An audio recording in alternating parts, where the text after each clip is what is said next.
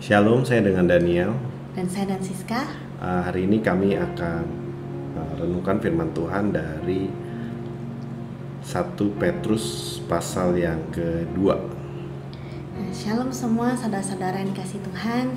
Di sini kita sangat bersyukur ya, kita masih diberi kesehatan, masih diberikan kekuatan dan sukacita di masa yang sulit ini. Nah, saya berdoa untuk setiap kita semua di tempat ini selalu dikasih perlindungan dan pemeliharaan Tuhan. Pada kesempatan hari ini saya akan membahas firman Tuhan dari 1 Petrus pasal 2 ayat 1 sampai 5. Dan karena itu, buanglah segala kejahatan, segala tipu muslihat dan segala macam kemunafikan, kedengkian dan fitnah. Dan ketika kita sudah mengambil keputusan untuk mengikut Tuhan, maka ada satu komitmen untuk berubah dari sikap hidup kita yang lama menjadi pribadi yang baru, menjadi hidup yang baru dalam Yesus Kristus. Dan ketika kita bilang kita ada di dalam Tuhan, tapi kita masih tergoda untuk melakukan dosa, berarti itu sama saja kita membohongi diri sendiri sama Tuhan. Karena pohon yang baik hanya menghasilkan buah yang baik. Kalau Tuhan di dalam kita dan kita di dalam Tuhan, maka sudah pasti kita akan membuahkan buah yang baik. Nah, di sini dikatakan, jadilah sama seperti bayi yang baru lahir, yang selalu ingin akan air susu yang murni dan yang rohani, supaya olehnya kamu bertumbuh dan beroleh keselamatan. Demikian juga di dalam pertumbuhan kerohanian kita tidak bisa selamanya hanya menjadi bayi rohani. Karena bayi yang tidak bertumbuh itu bukan bayi yang sehat. Yang kita tahu ya, setiap bayi yang dilahirkan harus ada perkembangan, harus ada dikatakan bertumbuh atau enggak, selalu kita lihat dari fase pertumbuhannya.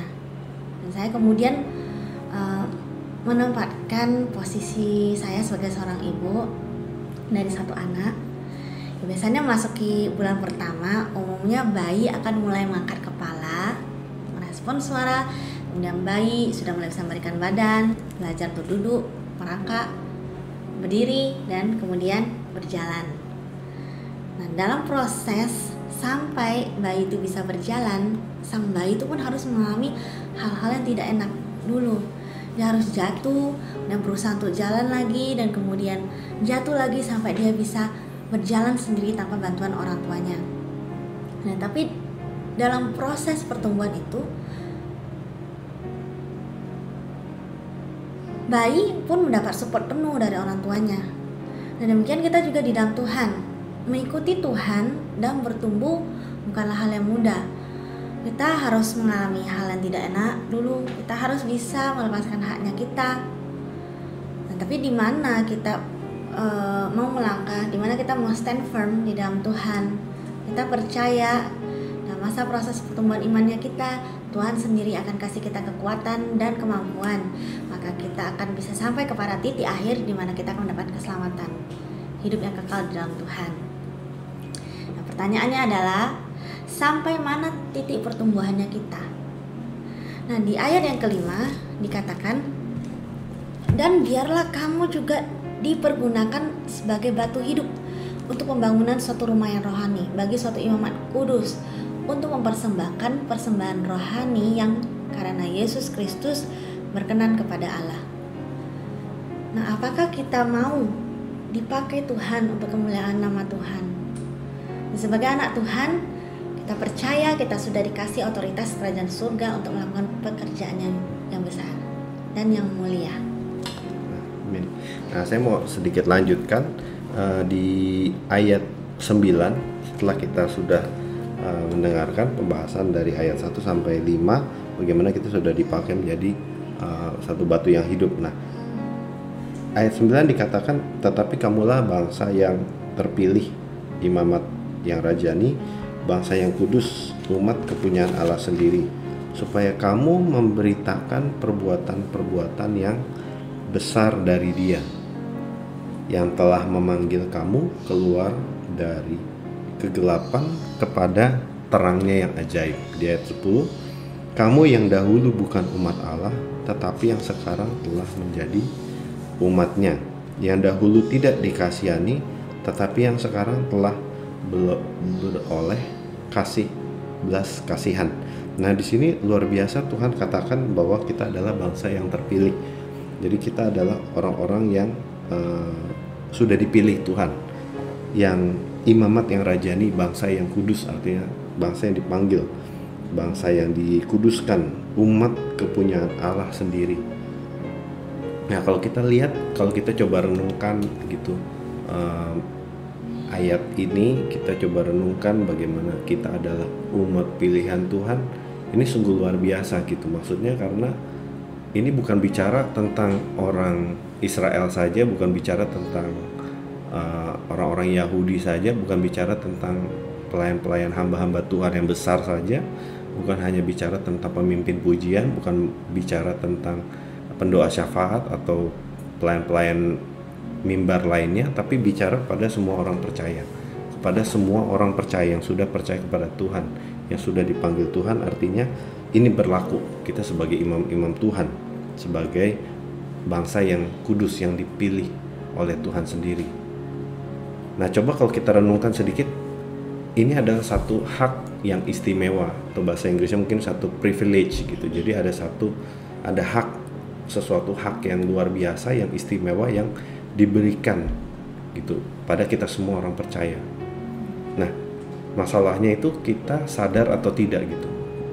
Kita mau klaim atau tidak, kita mau ambil bagian dari firman Tuhan ini. Kita mau aminkan benar-benar bahwa ya Tuhan, saya adalah imamat Tuhan, imamnya Tuhan. Kita adalah bangsa yang Tuhan sudah pilih, orang-orang yang sudah dipilih Tuhan, orang-orang yang kepunyaan Tuhan sendiri gitu. Mau nggak kita benar-benar sadar dan kita meresponi gitu apa yang menjadi firman Tuhan yang kita barusan baca. Nah, kita sadar nggak dengan status kita ini gitu? Kalau misalnya kita sadar, kan bukan hanya kita baca, tapi kita benar-benar yakini, kita benar-benar hidupi gitu.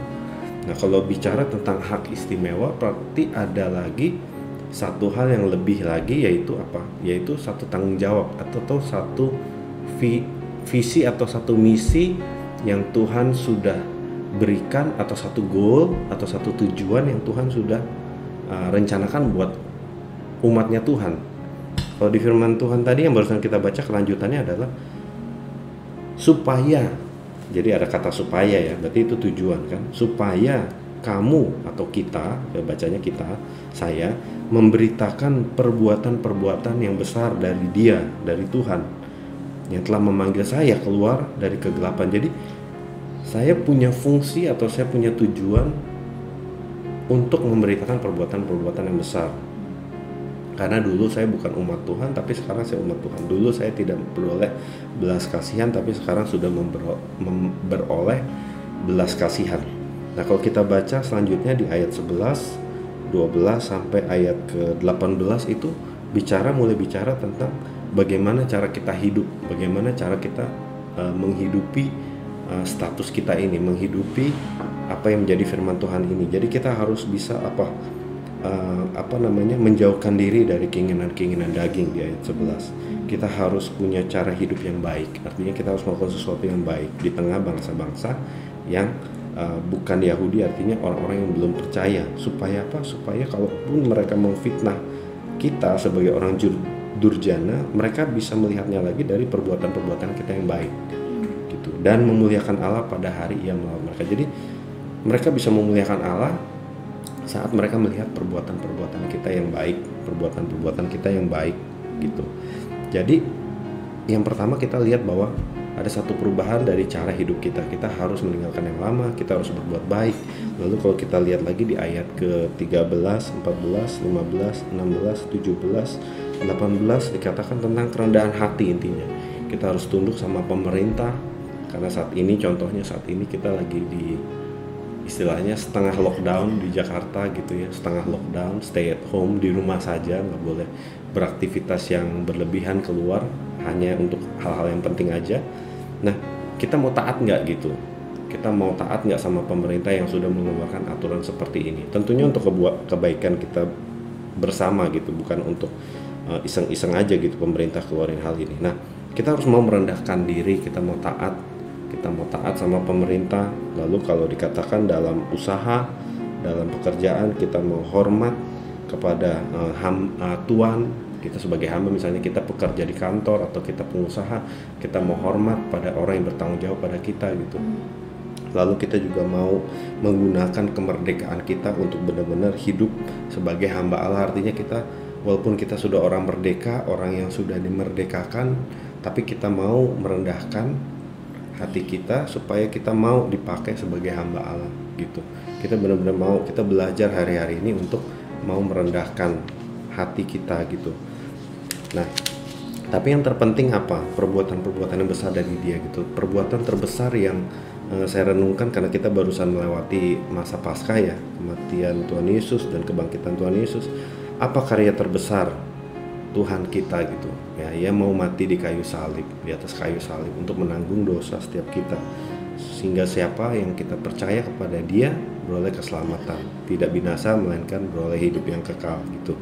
Nah, jadi kalau kita lihat di situ dan kita baca selanjutnya di ayat 19, adalah kasih karunia jika seorang karena sadar akan kehendak Allah menanggung penderitaan yang tidak harus ia tanggung.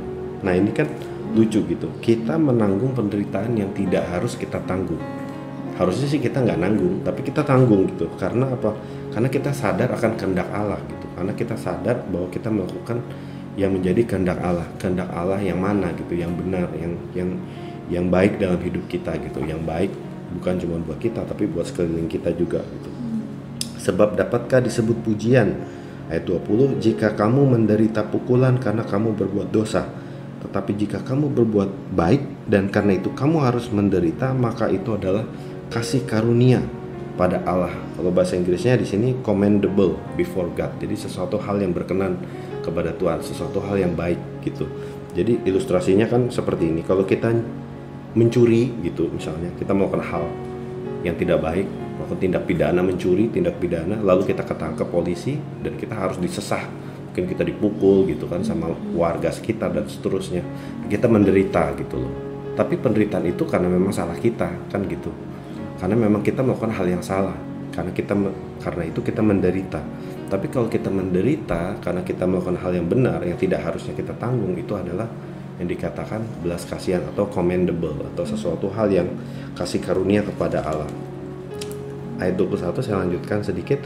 Sebab untuk itulah kamu dipanggil, karena Kristus pun telah menderita bagi kamu dan telah meninggalkan teladan bagimu supaya kamu mengikuti jejaknya gitu. Dan ini luar biasa, dan ini sudah cukup jelas bahwa kita tuh dipanggil, yang tadi kita baca di ayat 9, kita tuh dipanggil menjadi umat Allah untuk apa gitu, untuk mengikuti jejak Tuhan. Karena Tuhan Yesus sendiri sudah meninggalkan jejak, Tuhan sendiri sudah meninggalkan teladan buat kita. Teladan Tuhannya seperti apa? Dikatakan di ayat 22, ia tidak berbuat dosa dan tipu tidak ada dalam mulutnya.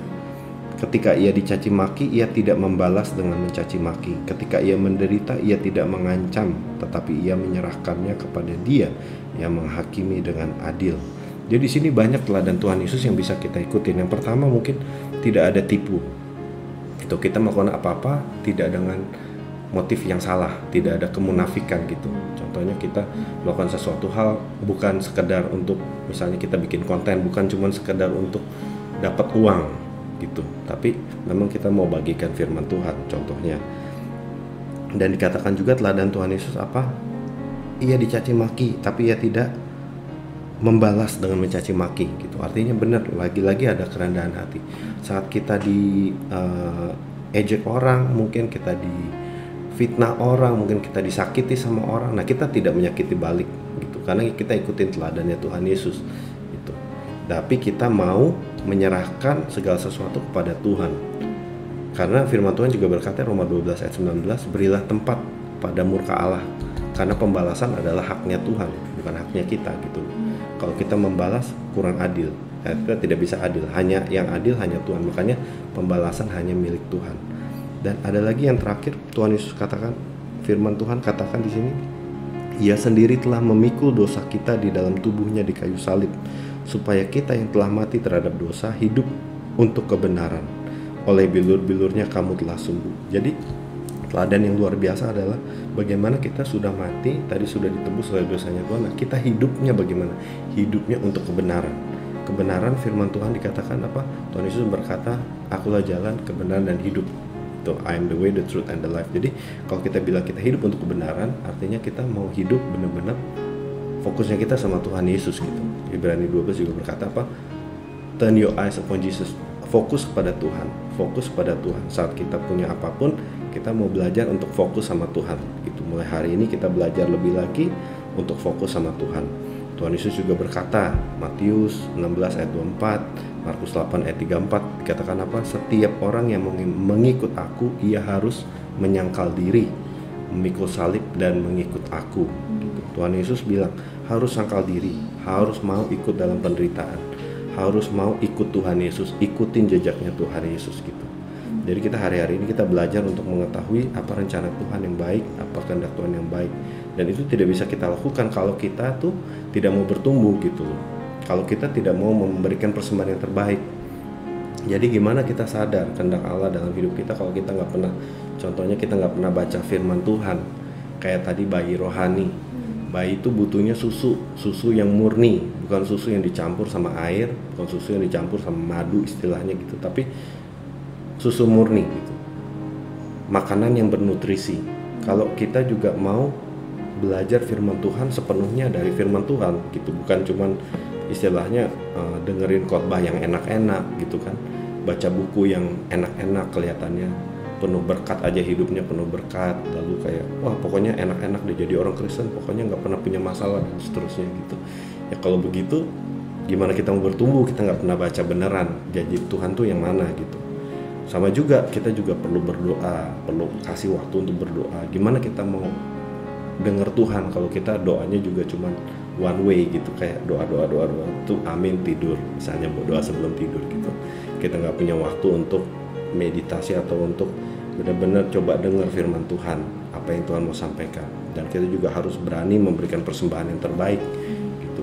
Kita mau memberikan persembahan terbaik karena kita tahu kita memberikan bukan untuk kepentingan sendiri gitu, tapi benar-benar karena kita mengasihi Tuhan, kita mengasihi gereja Tuhan, maka kita memberikan persembahan yang terbaik, misalnya untuk gereja, persembahan entah itu persembahan syukur, persembahan perpuluhan atau apapun persembahan, kita berikan yang terbaik gitu, dengan sukacita tentunya gitu. Nah jadi kesimpulannya memang tidak ada formula instan, kita harus terus bertumbuh, kita harus terus baca firman Tuhan, kita harus terus berdoa, kita harus terus lakukan firman Tuhan, kita harus terus fokus sama Tuhan, kita harus merendahkan diri supaya nantinya kita benar-benar sama-sama Tuhan itu benar-benar dipermuliakan bersama Tuhan sesuai dengan janji firman Tuhan. Nah pertanyaannya kan kembali lagi, kita mau atau tidak gitu, kita mau nggak dipakai sama Tuhan, kita mau nggak melayani, kita mau nggak merendahkan hati kita, merendahkan diri kita, mau tunduk sama pemerintah, mau tunduk sama atasan kita misalnya, mau nggak kita berubah dari pikiran kita yang sia-sia gitu. Kan pertanyaan selalu itu, mau atau tidak. Kalau kita mau, pasti Tuhan akan berikan pertumbuhan gitu. Setelah semuanya ini, apakah kita mau berkomitmen melayani Tuhan, melayani gereja Tuhan? Apakah kita siap dipakai untuk menjadi imam-imamnya Tuhan dimanapun kita ditempatkan? Nah, firman Tuhan berkata, kita sebagai orang yang terpilih, kita sudah dikasih fungsi masing-masing. Kita adalah imamat yang rajani, kita adalah umat pilihan Allah sendiri. Nah kita percaya sebagai anak-anak Tuhan, kita masing-masing sudah dikasih karunia untuk melayani. Di firman-Nya 1 Petrus 4 ayat 10-11 berkata, layanilah seorang akan yang lain sesuai dengan karunia yang telah diperoleh tiap-tiap orang sebagai pengurus yang baik dari kasih karunia Allah. Jika ada orang yang berbicara, baiklah ia berbicara sebagai orang yang menyampaikan firman Allah. Jika ada orang yang melayani, baiklah ia melakukannya dengan kekuatan yang dianugerahkan Allah, supaya Allah dimuliakan dalam segala sesuatu karena Yesus Kristus, karena ialah yang mempunyai kuasa kemuliaan sampai selama-lamanya. Ada amin? Amin. Mari kita tutup dengan doa. Terima kasih Tuhan Yesus buat renungan yang kami sudah bagikan. Kami sudah belajar sama-sama Tuhan, hamba-Mu dan istri juga perlengkapi lebih lagi Tuhan dengan firman Tuhan. Ajar kami untuk kami mau melakukan firman Tuhan, kami menjadi imam dimanapun kami berada, di tengah-tengah keluarga, di tengah-tengah komunitas, di tengah gereja yang Tuhan percayakan tempat kami melayani Tuhan. Di Jakarta Tuhan juga memberkati setiap dari kami yang mendengar firman Tuhan, biar kami boleh benar-benar dapatkan apa yang menjadi pesan Tuhan. Roh Kudus yang ajar setiap dari kami, untuk kami benar-benar mau berubah, kami bisa ambil komitmen, kami mau benar-benar dipakai untuk kemuliaan Tuhan, mau melakukan apa yang menjadi firman Tuhan, memberitakan pekerjaan-pekerjaan, perbuatan-perbuatan Tuhan yang besar, yang ajaib. Dalam nama Tuhan Yesus, kita percaya sama-sama katakan, amin.